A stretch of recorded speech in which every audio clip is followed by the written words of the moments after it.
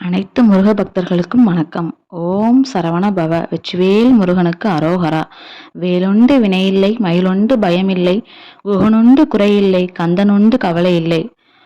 முருகப்பெருமானே வேல், வேலே முருகப்பெருமான் என்பதை கச்சியப்ப சிவாச்சாரியர் கந்த புராணத்தில் பதிவிடுகிறார்.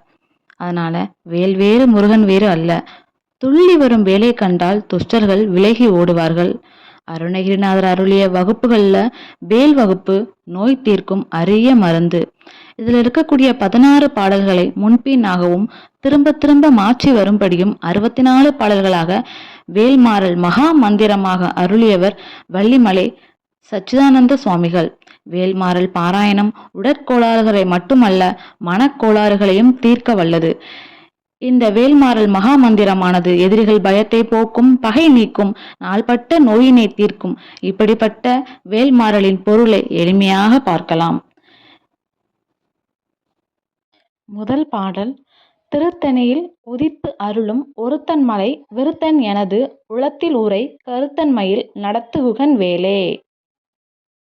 திருத்தணியில் அப்படின்னா சாந்தி நிகேதனம் எனப்படும் தணிகையம் பதியில். உதித்தருளும் ஒருத்தன் அப்படின்னா ஞான சூரியனாய் காட்சி நல்கும் ஒப்பற்றவனும், அதாவது மலையின் மீது காட்சியளிக்கும் சூரியனை போல. மலை விருத்தன் அப்படின்னா மலை கிழவனும். எனது உளத்துறை கருத்தன் அப்படின்னா என்னுடைய மனதில் எழுந்தருளியிருக்கும் கடவுளும் ஆகிய அப்படின்னு பொருள். மயில் நடத்து குகன் வேலை அப்படின்னா மயிலை வாகனமாக கொண்ட முருகப்பெருமானது வேலாயுதமே. முழு பொருள் பார்த்தோம் அப்படின்னா, சாந்தி நிகேதனம் என்று அழைக்கப்படும் திருத்தணியில் ஞான சூரியனாய் தோன்றி காட்சி நல்கும் ஒப்பற்றவனும், மலைக்கிழவன் என்று போற்றப்படும் மலைகளுக்கு தலைவனும், என்னுடைய மனதில் எழுந்தருளியிருக்கும் இறைவனுமாகிய மயிலை வாகனமாக கொண்ட முருகப்பெருமானது வேலாயுதமே.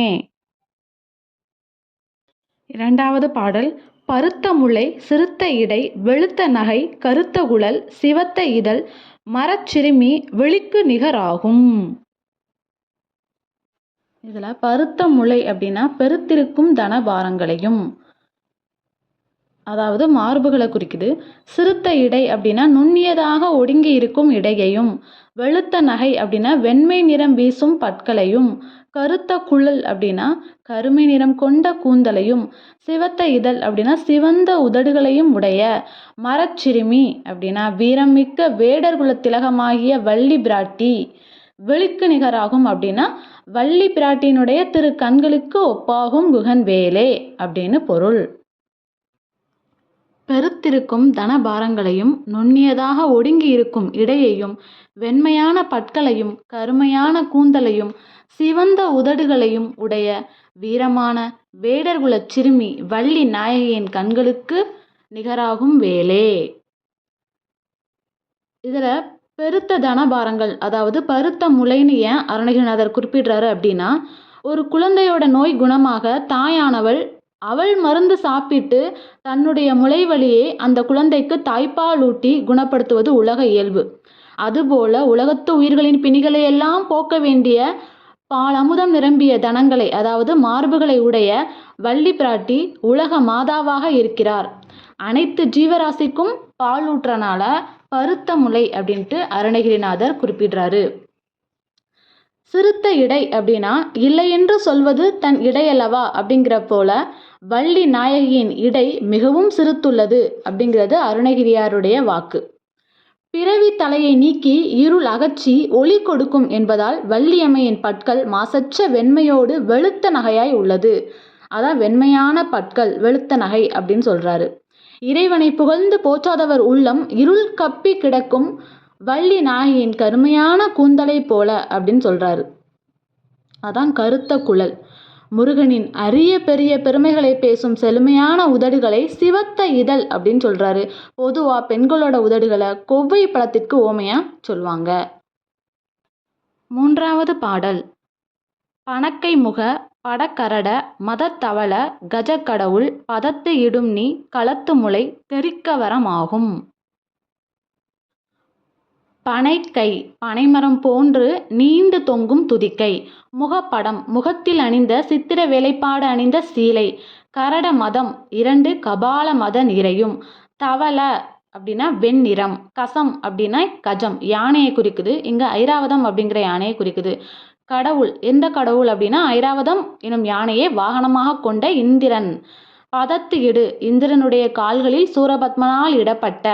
நிகழத்து அப்படின்னா விலங்கு. முளை அப்படின்னா ஆணி. தெறிக்க வரமாகும் அப்படின்னா உடைப்பட்டு விழ, அந்த ஆணியானது உடைப்பட்டு விழ அறம்போல் செயல்படும் குகன் வேலே.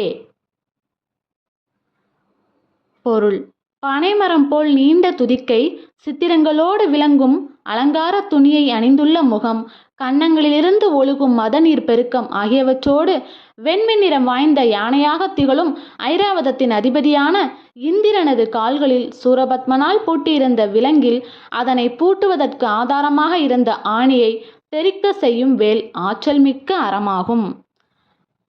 தவளகசம் அப்படின்னா வெண்மை நிறம் உடைய யானை.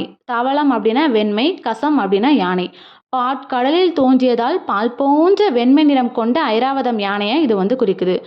அதாவது சூரபத்மனால் இந்திரன் உள்ளிட்ட தேவர்கள் அனைவரது காலிலும் இடப்பட்ட விலங்கில் உள்ள ஆணிகள் அனைத்தும் ஒரே அடியில் தெறித்து விழுமாறு உக்கிரமாக ஓங்கி அடித்த வேல்.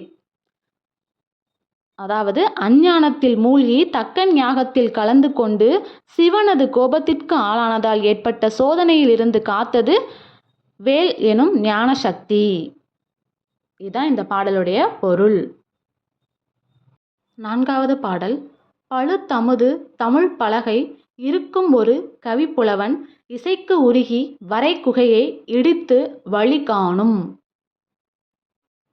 பழுத்த அப்படின்னா ஞானம் கனிந்த, முது அப்படின்னா முதுமையான, பழமை வாய்ந்த. தமிழ் பலகை அப்படின்னா மதுரை தமிழ்ச்சங்க பலகையில் இருக்கும் தலைவனாக அமர்ந்திருக்கும் ஒரு கவி புலவன், ஒப்பற்ற பாக்கள் ஏற்றும் அறிவில் சிறந்த நக்கீரன் எனும் புலவர். இசைக்குருகி, அவருடைய பாட்டின் இனிய பொருள்மிக்க ஒலிக்கு திருவுள்ளம் உருகி. வரை குகையை, திருப்பரங்கிரி மலை குகையை இடித்து வழி காணும். அங்கு கட்கிமுகி எனும் பூதத்தால் அடைக்கப்பட்டிருந்த நக்கீரர் முதலிய புலவர்கள் அனைவரையும் அக்குகையிலிருந்து வெளிவர வழி செய்து கொடுத்தது குகன் வேலே. பொருள்: சிறந்த ஞானம் கொண்ட பழமை வாய்ந்த மதுரை தமிழ்ச்சங்க பலகையில் விளங்கிய ஒப்பற்ற நக்கீரர் இசைத்த திருமுருகாற்றுப்படைக்கு உருகி அவர் அடைப்பட்டிருந்த திருப்பரங்குன்றத்து மலையில் உள்ள குகையை இடித்து தள்ளி அங்கு அடைப்பட்டிருந்த நக்கீரன் முதலான 1000 பேரையும் அருளுடன் விடுதலை செய்து வேல் வெளியேற்றும். இதுக்கு பின்னாடி ஒரு ஸ்டோரி இருக்குது. அதாவது திருப்பரங்குன்றத்தில் கட்கிமுகி என்ற பூதம் 999 பேரை பிடித்து ஒரு குகையில் அடைத்து வைத்திருந்தது. 1000வது நபரை பிடித்ததும் அவர்கள் அனைவரையும் ஒரே நேரத்தில் சாப்பிட வேண்டும் என்பது அந்த பூதத்தின் திட்டமாகும். 1000வது நபருக்காக கட்கிமுகி பூதம் காத்து கொண்டிருந்தது. இந்த நிலையில் திருப்பரங்குன்றம் சரவண பொய்கையில் நீராடி சிவனையும் முருகனையும் வழிபடுவதற்காக நக்கீரர் சென்றார். சரவண பொய்கையில் கரையில் பூஜை செய்வதற்காக அமர்ந்தார். இதை கட்கிமுகி பூதம் பார்த்தது. 1000வது நபராக நக்கீரரை இழுத்து சென்று விட வேண்டும் என்று திட்டமிட்டது. நக்கீரர் தனது மனதை ஒருநிலைப்படுத்தி பூஜையை தொடங்கிய போது கட்கிமுகி பூதம் அருகில் உள்ள அரச மரத்திலிருந்து ஒரு இலையை கீழே விழச் செய்தது. அந்த இலை சரவண பொய்கை குளத்தின் கரையில் விழுந்தது. இலையின் பாதி பகுதி தண்ணீரும் பாதி பகுதி தரையிலுமாக விழுந்திருந்தது. தண்ணீரில் விழுந்த இலைப்பகுதி மீனாக மாறி சரவண பொய்கைக்குள் செல்ல முயற்சி செய்தது. ஆனால் தரையில் விழுந்த இலையின் மற்றொரு பகுதி பறவையாக மாறி பறந்து செல்ல முயற்சி செய்தது. இரண்டும் ஒன்றை ஒன்று இழுத்தபடி இருந்தன. இந்த காட்சியை கண்டதும் நக்கீரர் ஆச்சரியத்துடன் உச்சத்துக்கே சென்றார். பூஜையை மறந்து அந்த காட்சியை கண்டார். இதனால் சிவ பூஜையில் நிந்தனை ஏற்பட்டு குற்றம் நிகழ்ந்தது. இதை காரணம் காட்டி கட்கிமுகி பூதம் நக்கீரரை பிடித்து கொண்டு போய் குகைக்குள் இருந்த சிறையில் 1000வது நபராக தள்ளியது. 1000 பேரையும் ஒரே நேரத்தில் சாப்பிட முடிவு செய்த அந்த பூதம் எல்லோரும் தயாராக இருங்கள், குளித்து விட்டு வருகிறேன் என்று சென்றது. குகை சிறையில் இருந்த 999 பேரும் புலவர் நக்கீரரை திட்டி தீர்த்தனர். நீங்கள் பூதத்திடம் பிடிபடாமல் இருந்திருந்தால் நாங்கள் உயிர் தப்பி இருப்போம். இப்போது நாங்கள் பூதத்துக்கு இரையாகப் போகிறோம் என்று புலம்பினார்கள். இதை கேட்டதும் நக்கீரர் அவர்களை ஆறுதல் படுத்தினார். குகை சிறையில் உள்ள அனைவரையும் மீட்க முருகனை அழைக்க முடிவு செய்தார். இதற்காக அவர் மனமுருகி பாடினார். அந்த பாடல்களின் தொகுப்புதான் திருமுருகாற்றுப்படை எனும் 10 பாட்டு நூலாகும். திருமுருகாற்றுப்படை பாடி முடித்த பிறகும் நீண்ட நேரமாக முருகன் வரவில்லை. உடனே நக்கீரர் திருச்செந்தூர் முருகனை மனதில் நினைத்து கண்களை மூடி தியானம் செய்தார். படை வீடுகளில் முதன்மை பெற்ற திருச்செந்தூர் முருகா, எங்களை காப்பாற்ற வா என்று அழைத்தார். உடனடியாக திருச்செந்தூர் முருகன் அங்கு தனது வேலோடு தோன்றினார். குகை சிறையை உடைத்து நக்கீரர் உட்பட 1000 பேரையும் மீட்கும்படி வேலை அனுப்பினார். முருகனின் அந்த வேல் சிறைக்கதவை உடைத்து 1000 பேரையும் மீட்டது. அப்போது நக்கீரர் முருகப்பெருமானிடம், என்னை மீட்க தாமதமாக வந்தது ஏன் என்று கேட்டார். அதற்கு முருகப்பெருமான், நக்கீரா, நீ பாடிய திருமுருகாற்றுப்படையில் கடைசியில் பழமுதிர்ச்சோலை மலை கிழவனே என்று பாடியிருக்கிறாய். கிழவன் எப்படி வேகமாக வர முடியும் என்று முருகன் கேள்வி எழுப்பினார். இதை கேட்ட நக்கீரர் தமிழ் கடவுள் முருகனை இளைஞனாகவும் பாடினார். இதனால் திருச்செந்தூர் முருகன் மிகுந்த மகிழ்ச்சி அடைந்தார். இந்த திருவிளையாடலை திருச்செந்தூர் முருகன் நடத்தினார் என்பதை திருச்செந்தூர் பிள்ளை தமிழின் 13ஆம் பாடலில் விளக்கமாக சொல்லப்பட்டுள்ளது. இந்த படம் மூலமாக இந்த கதையை நம்ம சுலபமாக தெரிஞ்சுக்கலாம். இந்த படத்தில் கட்கைமிகி பூதம் நக்கீரரது சிவ பூஜையில் இடையூறு விளைவிக்குது. இந்த படமானது நக்கீரர் திருமுருகாற்றுப்படையினை பாடி முடித்ததும் முருகப்பெருமான் தோன்றி அவரது வேல் 1000 பேரையும் காப்பாற்றிய தருணம். 5வது பாடல். பசித்து அழகை முசித்து அழுது முறைப்படுதல் ஒளித்து அவுணர் உதித்து உதிர நினத்தசைகள் புசிக்க அருள் நேரும். பசித்தழகை எப்படி பிரிக்கலாம்? பசித்து ப்ளஸ் அழகை.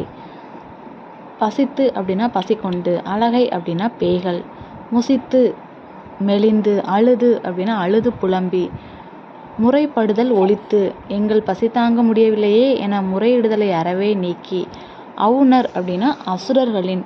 அவுணர் எப்படி பிரிக்கலாம்? ஆ ப்ளஸ் உணர். ஆ அப்படின்னா தகாத, உணர் அப்படின்னா உண்பவர்கள், அதாவது உயிர்கள்பால் சற்றும் கருணை இல்லாத அவைகளை கொன்று உண்ணும் கூட்டத்தினர் தான் அவுணர்கள், அதாவது அசுரர்கள் அப்படின்னு சொல்கிறாங்க.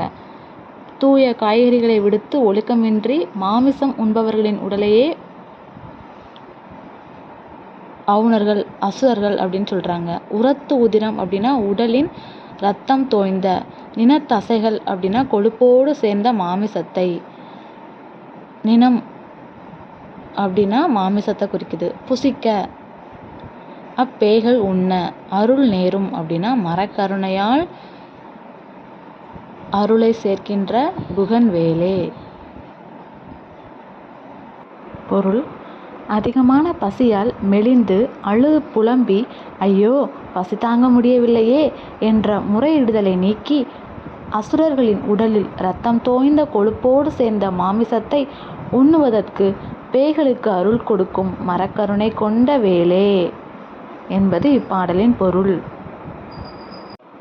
6வது பாடல். சுரர்க்கும் முனிவரர்க்கும் மகபதிக்கும் விரிதனக்கும் அரிதனக்கும் நரர்தமக்கும் உறும் இடுக்கண் வினை சாடும். சுரர்க்கும் அப்படின்னா தேவர்களை குறிக்குது, அதாவது வானோர்களை குறிக்கிறது. முனிவரர்க்கும் அப்படின்னா கடுமையான தவம் புரியக்கூடிய தவ சிரேஷ்டர்களுக்கும். மகபதிக்கும் அப்படின்னா இந்திரனுக்கும். விதி தனக்கும் அப்படின்னா பிரம்மனுக்கும். அரி தனக்கும் அப்படின்னா அரி அப்படின்னா திருமால், திருமாலுக்கும். நர தமக்கும் அப்படின்னா உலக மக்களை குறிக்கிறது. உறும் அப்படின்னா நேர்ந்த, அதாவது மேலே சொன்ன அனைவருக்கும் நேர்ந்த. இடுக்கண் அப்படின்னா துன்பம், துன்பத்திற்கு காரணமான. வினை அப்படின்னா தீவினை கூட்டங்களை, தீவினைகளை சாடும், மோதி அழிக்கும் குகன் வேலே. பாடலின் பொருள். வானோர்களுக்கும் முனிவர்களுக்கும் தவசிரேஷ்டர்களுக்கும் இந்திரனுக்கும் பிரம்மனுக்கும் திருமாலுக்கும் மற்றும் உலக மக்கள் அனைவருக்கும் ஏற்படும் துன்பத்திற்கு காரணமான கர்ம வினையை மோதி அழிக்கும் குகன் வேலே என்பது இப்பாடலுடைய பொருள். 7வது பாடல். சுடற்பருதி ஒளிப்ப நிலவு ஒழுக்கும் மதி ஒளிப்ப அலை அடக்குதழல் ஒளிப்ப ஒளிர் ஒளிப்பிரபை வீசும். சுடர் பருதி ஒளிப்ப. பருதி அப்படின்னா சூரியன். ஒளியை உடைய செங்கதிரோன் தோற்றுப்போய் ஒளித்து கொள்ளவும். நிலவு ஒழுக்குமதி ஒளிப்ப. குளிர்ந்த கிரகணங்களை உடைய சந்திரனும் அதாவது வெண்கதிரோனும் ஒளித்து கொள்ளவும். அலை அடக்குதழல் ஒளிப்ப. கரை கடந்து உலகை அழிக்காதபடி சமுத்திரத்தை அடக்கி கொண்டிருக்கும் வடவாமுக அக்னி ஒளித்து கொள்ளவும். ஒளிர் அப்படின்னா பிரகாசிக்கின்ற. ஒளிர் பிரபை வீசும். ஒளியை உடைய ஞான சக்தியை எங்கும் பரவும்படி செய்யும் வேல். ஒளிவிடும் சூரியன், குளிர்ந்த கிரகணங்களை வீசும் சந்திரன், கடல் பொங்கி கரை கடந்து சென்று உலகத்தை அழிக்காதபடி அதனை அடக்கி கொண்டிருக்கும் வடவாமுக அக்னி ஆகியவற்றை வேலின் ஒளி பிரபாவத்தின் முன் நம் ஒளி எம்மாத்திரம் என்று வெட்கப்பட்டு நாணி ஒளியச் செய்யும் வண்ணம் தனது பேரொளி ஜோதியை எங்கும் பிரகாசிக்க செய்யும் வேல். அதாவது சூரியன், சந்திரன், வடவாமுக அக்னி இவை எல்லாமே நம்மளாம் எம்மாத்திரம் இந்த வேலுக்கு முன்னாடி அப்படின்ட்டு வெட்கப்படுற அளவுக்கு வேலோட ஒளி எங்கும் ஜோதி மாதிரி பிரகாசித்து ஒளிக்கும். 8வது பாடல். துதிக்கும் அடியவர்க்கு ஒருவர் கெடுக்க இடர் நினைக்கின் அவர் குலத்தை முதல் அறக்கலையும் எனக்கு ஓர் துணையாகும். இந்த பாடலை பாடும்போது அருணகிரிநாதர் அதாவது எனக்கு ஓர் துணையாகும் அப்படிங்கிற வரியை பாடும்போது தன் இதயத்திற்கு நேராக இரு கைகளையும் குவித்ததாக சொல்லப்படுகிறது. துதிக்கும் அப்படின்னா தன்னை போற்றி வணங்கும். அடியவர்க்கு அப்படின்னா அன்பர்களுக்கு, ஒருவர் வேறு யாரேனும் ஒருவர், கெடுக்க அந்த அடியவரை அழிக்க, இடர் நினைக்கின் ஏதேனும் துன்பம் செய்ய மனதில் எண்ணினாலும், அவர் குலத்தை அவருடைய வம்சத்தையே முதல் அறக்களையும் வேருடன் அழித்து களைந்துவிடும் எனக்கு ஓர் துணையாகும். எனக்கு ஒப்பற்ற துணையாக இருந்து உதவி புரிவது குகன் வேலே. பாடலின் பொருள். தன்னை வழிபடும் அடியவர்களுக்கு யாரேனும் தீங்கு செய்து அழிக்க நினைத்தால் அந்த தீயவன் வம்சத்தையே வேரோடு அழித்து களைந்துவிடும் எனக்கு ஒப்பற்ற துணையாக இருந்து உதவிடும் குகன் வேலே.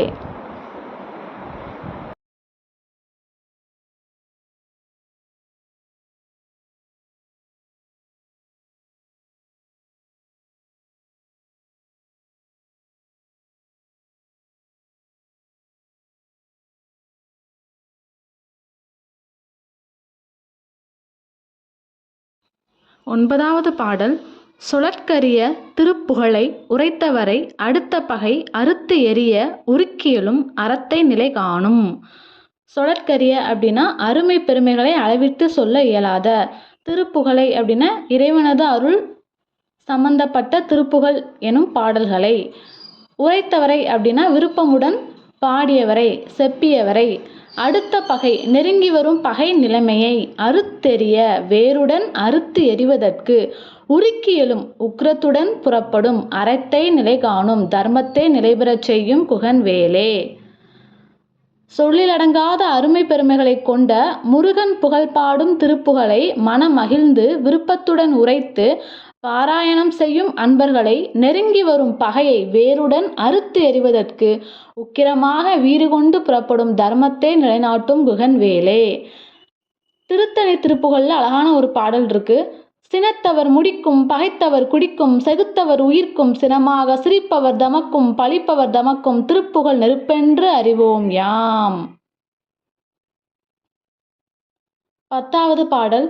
தரிக்கி நமன் முறுக்கவரின் எருக்குமதி தரித்த முடி படைத்த விரல் படைத்த இறை கலற்கு நிகராகும். நமன் அப்படின்னா யமன், தரிக்கி அப்படின்னா இருமாப்புடன், முறுக்வரின் அப்படின்னா அழிக்க வந்தால், எருக்கு அப்படின்னா எருக்க மலர், மதி அப்படின்னா திங்கள் நிலாவா குறிக்குது, தரித்த முடி படைத்த சூடிய ஜடாபாரத்தை உடைய, விரல் படைத்த வெற்றி அமைந்து, இறை கலற்கு அப்படின்னா எங்கும் இருப்பவரான சிவபிரானின் திருவடிக்கு, கலல் அப்படின்னா பாதம் திருவடியை குறிக்குது, நிகராகும் அப்படின்னா ஒப்பாகும். மிகுந்த ஆணவத்துடன் அடியார்களின் உயிரை கவர யமன் வந்தால் எருக்கம்பூ மாலையையும் சந்திரனையும் சூடிய முடியுடைய சிவபெருமானின் பேராற்றல் மிக்க திருவடிக்கு ஒப்பாக நின்று வேல் காத்தருளும். இந்த பாடல்ல முருகனது கையில் இருக்கும் ஆயுதமான வேலும் சிவபெருமானின் திருவடிகளும் நமச்சிவாய எனும் 5 எழுத்து மந்திரமும் ஒன்று அப்படின்ட்டு அருணகிரிநாதர் சொல்றாரு. 11வது பாடல். தலத்தில் உள்ள கனத்தொகுதி களிப்பின் உண அழைப்பது என மலர் கமல கரத்தின் முனை விதிர்க்க வளைவு ஆகும். தலத்தில் உள்ள அப்படின்னா தமது ஆட்சியில் உள்ள, கனத்தொகுதி அப்படின்னா சிவகண கூட்டங்கள், கணங்கள் அப்படின்னா தேவர்கள், முனிவர்கள், அசுரர்கள், மனிதர்கள், நரகர்கள், பேய்கள், இந்த மாதிரி எல்லாத்தையுமே குறிக்கும். களிப்பின் உண அப்படின்னா மகிழ்வோடு உண்பதற்கு, அழைப்பதென அழைப்பது போல், மலர் கமல கரத்தின் மலர்ந்த தாமரை அன்ன திருக்கரத்தில், முனை அப்படின்னா வேலினது நுனி, விதிர்க்க வளைவு ஆகும், அதாவது வேலினை அசைக்க வளையும். பொருள்.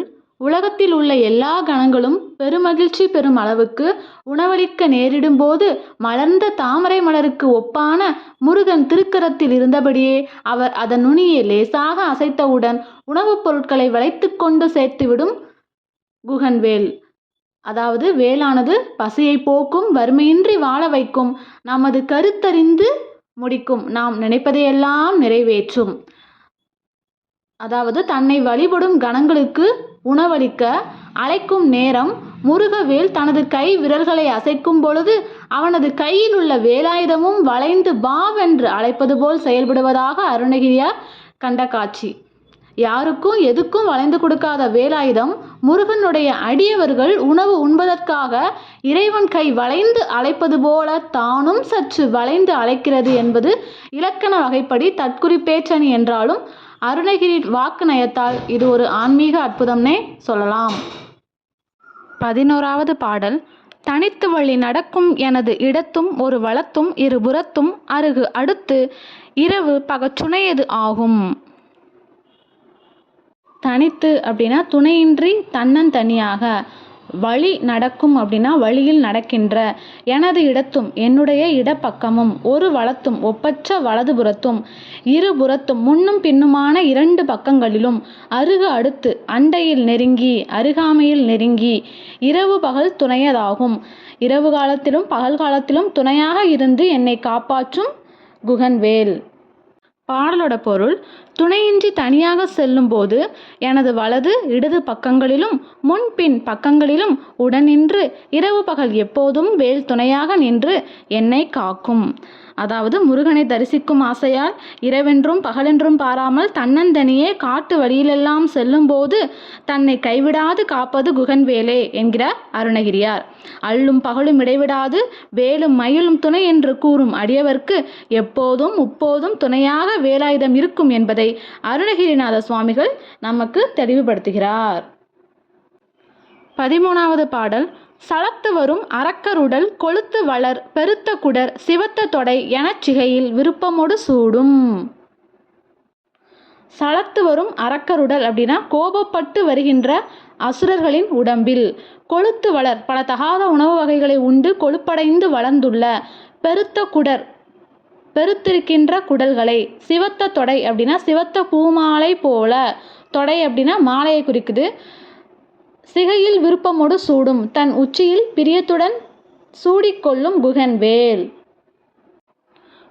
பொருள். சினந்து வந்த அசுரர்களின் உடம்பில் பல தகாத உணவை உண்டு கொழுத்து தடித்திருந்த பெரிய குடல்களை சிவந்த பூமாலை போல் தனது முடியில் அதாவது உச்சியில் ஆவலோடு வேல் சூடிக்கொள்ளும். அரக்கு போன்ற செந்நிற மேனி கொண்டவர்கள் அரக்கர்கள். அப்படிப்பட்ட அரக்கர்கள் உண்பதை தவிர வேறொன்றும் அறியாதவர்கள் ஆதலால் கொழுத்த உடல் கொண்டுள்ளனர். தின்று தின்று கொழுத்துள்ள அவர்களது உடலை கிழித்து சிறுகுடல் நீக்கி பெருங்குடலை தோண்டி எடுத்து அதை சிவந்த மாலையாய் பாவித்து மிகவும் சந்தோஷமாக சூடிக்கொள்ளுமாம் முருகனது கைவேல். அரக்கர்களை அழிப்பதென்பது முருகனைப் போலவே வேட்படைக்கும் விருப்பமான செயலாக உள்ளது அப்படின்ட்டு அருணகிரிநாதர் குறிப்பிடுகிறார். 14வது பாடல். திரைக்கடலை உடைத்து நிறைப்புணல் கடிது குடித்து உடையும் உடைப்பு அடைய அடைத்து உதிரம் நிறைத்து விளையாடும். திரைக்கடலை அப்படின்னா அலைகள் வீசும் கடலை. உடைத்து அப்படின்னா பிளந்து. உடையும் அப்படின்னா உடைப்பெடுத்து ஓடும் நீரை. உடைப்பை அடைத்து அப்படின்னா உடைப்பு முழுவதும் பல வகைகளும் சிதறாதபடி ஆங்காங்கு அணையிட்டது போல் அடைத்து. நிறைபுணர் கடிது குடித்து. சமுத்திரத்தில் நிறைந்துள்ள நீரை விரைவில் உறிஞ்சி பருகி உதிரம் நிறைத்து விளையாடும் வெற்றிடமாயிருந்த அப்படிப்பட்ட பெருத்த கடல் பரப்பில் அவுணர்களின் இரத்தத்தை நீருக்கு பதிலாக நிரப்பி விளையாடி நிற்கும் வேல். பொருள்: அலைகளை வீசுகின்ற கடலில் உடைப்பு உண்டு பண்ணியும் அதில் நிறைந்துள்ள நீரை விரைவில் உறிஞ்சி பருகி வெற்றிடமாயிருந்த கடல் பரப்பில் அவுணர்களின் இரத்தத்தை நீருக்கு பதிலாக நிரப்பி விளையாடி நிற்கும் முருகனது வேல். அதாவது கடல் நீரையெல்லாம் வற்றி போக செய்யும் அளவிற்கு முழுவதுமாக உறிஞ்சி குடித்து அந்த வெற்றிடத்தில் அசுரர்களின் இரத்தத்தை நிரப்பி மகிழ்வது வேலுக்கு ஒரு விளையாட்டு என்கிறார் அருணகிரிநாதர். 15வது பாடல். திசைக்கிரியை முதற்குலிசன் அறுத்த சிறை முளைத்தது என முகட்டின் இடை பறக்க அற விசைத்து அதிர ஓடும். திரைக்கடலை அப்படின்னா அலைகள் வீசுகின்ற கடலை. உடைத்து அப்படின்னா கடலை பிளந்து. உடையும் அப்படின்னா உடைப்பெடுத்து ஓடக்கூடிய நீரினை உடைப்பை அடைத்து. உடைப்பு முழுவதும் பல வகையிலும் சிதறாதபடி ஆங்காங்கு அணையிட்டது போல் அடைத்து. நிறைபுணர் கடிது குடித்து. சமுத்திரத்தில் நிறைந்துள்ள நீரை விரைவில் உறிஞ்சி பருகி உதிரம் நிறைத்து விளையாடும் வெற்றிடமாயிருந்த கடல் பரப்பில் அவுணர்களின் இரத்தத்தை நீருக்கு பதிலாக நிரப்பி விளையாடி நிற்கும் குகன்வேல். பாடலது பொருள்: இந்திரன் தனது வஜ்ராயத்தை பயன்படுத்தி மலைகளின் இறக்கைகளை வெட்டியதாக புராண கதைகள் கூறுகின்றன. இதனால் மலைகள் பறக்கும் தன்மையை இழந்தன என்று சொல்லப்படுகிறது. குறிப்பாக கிருத யுகத்தில் மலைகள் சிறகுகளுடன் பறக்கும் திறன் கொண்டவையாக இருந்ததாகவும் அவை மக்களுக்கு தீங்கு விளைவிப்பதால் இந்திரன் அவற்றின் இறக்கைகளை வெட்டினான் என்றும் கூறப்படுகிறது. பொருள்: குளிசாயுதத்துடன் விளங்கும் இந்திரன் முன்னொரு காலத்தில் திசைகளில் உள்ள மலைகளிலிருந்து அறுத்து தள்ளிய இறக்கைகள் மீண்டும் அம்மலைகளிடம் முளைத்துவிட்டனவோ என்று ஐயுறும்படி அண்டத்தின் உச்சியிலே அளவிலா வேகத்துடன் எல்லா உலகங்களும் அதிர்ச்சியுற்று நடுங்கும்படி வேல் விரைந்து செல்லும். அதாவது வேலின் அளவிலா ஆற்றல் அநேக அதிசயம் வாய்ந்தது அப்படின்னு இந்த பாடல் மூலமா தெரிஞ்சுக்கலாம். பண்டைய காலத்துல மலைகளுக்கெல்லாம் சிறகுகள் இருந்திருக்கு. அந்த மலைகள் பறந்து சென்று உலகோருக்கெல்லாம் தீங்கு விளைவித்தன. இதனை கண்ட இந்திரன் தனது வஜ்ராயுதத்தால் அவைகளின் சிறகுகளை வெட்டி வீழ்த்தினான். அன்று முதல் மலைகளெல்லாம் பூமியில் அழுந்தி பூதனம் என்று அழைக்கப்பட்டன. முருகனுடைய வேட்படை அதிவேகமாக சுழன்று அண்ட உச்சியில் பறப்பதை பார்த்தவர்கள் மலைகளுக்கு மறுபடியும் சிறகு முளைத்து விட்டதா என்று வியந்து பார்த்தனர். அதன் வேகத்தை கண்டு உலகோர் அனைவரும் அச்சம் கொண்டனர். அந்த கதையை பார்த்துடலாம். மலைகளுக்கு ரெக்கைகள் இருந்தனால பல மலைகள் ஆணவம் அடைந்து பறந்து சென்றன. முனிவர்கள் மலைகளை பற்றி தியானிக்க வரும்போதெல்லாம் மலைகள் தங்கள் ரெக்கைகளுடன் பறந்து முனிவர்களோட தவத்தை சீர்குலைத்து காயமடைந்து இரத்தம் கசிந்து மலைகளிலிருந்து விழும்படி செய்யும். அனைத்து முனிவர்களும் தேவர்களின் ராஜாவான இந்திரனிடம் புகார் செய்த போது அவர் கோபமாக தனது இடி முழக்கத்தால் அனைத்து மலைகளின் ரெக்கைகளையும் வெட்டத் தொடங்கினார். ஆனால் வாயுதேவன் காற்று கடவுள் மைனக மலையின் உதவிக்கு வந்து அது மீண்டும் ஒருபோதும் வெளியே வராது என்ற நிபந்தனையுடன் கடலில் மறைத்து வைத்தார். இந்த மைனக மலை பிற்காலத்துல சீதையை தேடி போகும்போது ஆஞ்சநேயருக்கு உதவி செய்யும். 16வது பாடல். சினத்து அவுணர் எதிர்த்தரன களத்தில் வெகு குறைதலைகள் சிரித்து எயிறு கடித்து விழித்து அலற மோதும். சினத்தவுணர் எப்படி பிரிக்கலாம்? சினம் பிளஸ் அவுணர், அதாவது சினத்தை உடைய அவுணர்கள் அசுரர்கள். எதிர்த்த ரணகளத்தில் போர் செய்த யுத்த களத்தில் வெகு குறை தலைகள் உடலிலிருந்து அறுக்கப்பட்ட அளவற்ற தலைகள் சிரித்து நாம் எப்படியெல்லாம் இருந்தோம், இப்போது இந்த நிலைக்கு வந்துவிட்டோமே என்று வருந்தி தமக்குத்தாமே சிரித்து கொண்டு எயிறு கடித்து, எயிறு அப்படின்னா பற்களை நர என கடித்து கொண்டு விழித்து கண்களை உருட்டி பார்த்து அலற மோதும் வாய்விட்டு அலறும்படி அசுரர்களை தாக்கும் குகன்வேல். பாடலது பொருள். கோபம் கொண்ட அசுரர்கள் தாம் போர் செய்த போர்க்களத்தில் தங்கள் உடலிலிருந்து அகற்றப்பட்ட தலைகளை பார்த்து நாம் எப்படியெல்லாம் இருந்தோம், இப்போது இந்த நிலைக்கு வந்து விட்டோமே என்று எண்ணி வருத்தத்துடன் தமக்குத்தாமே சிரித்துக்கொண்டு பற்களை நரநரவென்று கடித்துக்கொண்டு கண்களை உருட்டி விழித்து வாய்விட்டு கதறும்படி அசுரர்களை தாக்கும் குகன்வேல். அதாவது அசுர பலத்துடன் உலா வந்த அரக்கர்கள் இப்போ தங்களோட வீழ்ச்சிக்கு பின்னாடி தங்கள் மேல் கொண்ட பச்சாதாபத்தால் செய்யும் செயல்களை இந்த பாடல் நமக்கு கூறுகிறது. அருணகிரிநாதர் அருளிய வேல் வகுப்பில் உள்ள 16 பாடல்களுக்கான பொருளினை எனக்கு தெரிந்த மாதிரி எளிமையாக பொருள் விளக்கம் தந்துள்ளேன். இதில் ஏதேனும் தவறுகளோ இடையூறுகளோ இருந்தால் என்னை மன்னித்து கொள்ளுங்கள். இந்த வேல்மாறல் மகா மந்திரத்தினுடைய விளக்கம் உங்களுக்கு பிடிச்சிருந்து அப்படின்னா உங்களோட ஃப்ரெண்ட்ஸ் அண்ட் ஃபேமிலிக்கு ஷேர் பண்ணுங்கள், லைக் பண்ணுங்கள். நன்றி. ஓம் சரவண பவ. வெற்றிவேல் முருகனுக்கு அரோகரா.